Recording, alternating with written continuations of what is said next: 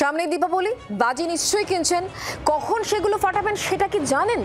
সময়ের একটু নড়চড় হলেই কিন্তু পড়তে পারেন আইনের কোপে।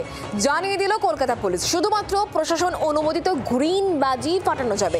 গ্রিন স্টিকার মার্ক না থাকলে পুলিশ কিন্তু বাজি বাজেয়াপ্ত সহ আনুষঙ্গিক সমস্ত রকম আইন অনুযায়ী ব্যবস্থা নিতে পারে। এমনটাই কিন্তু কলকাতা পুলিশের তরফ থেকে স্পষ্ট করে বলা হয়েছে।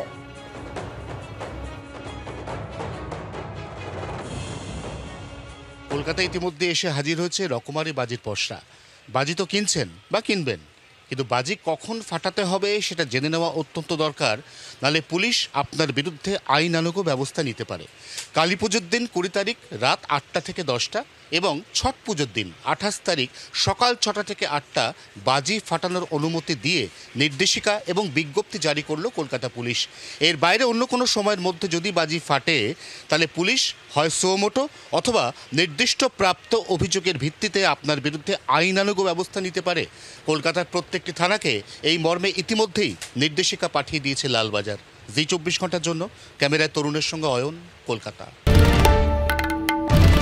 বাংলার আওয়াজ, বাঙালির আবেগ, জি 24 ঘন্টা।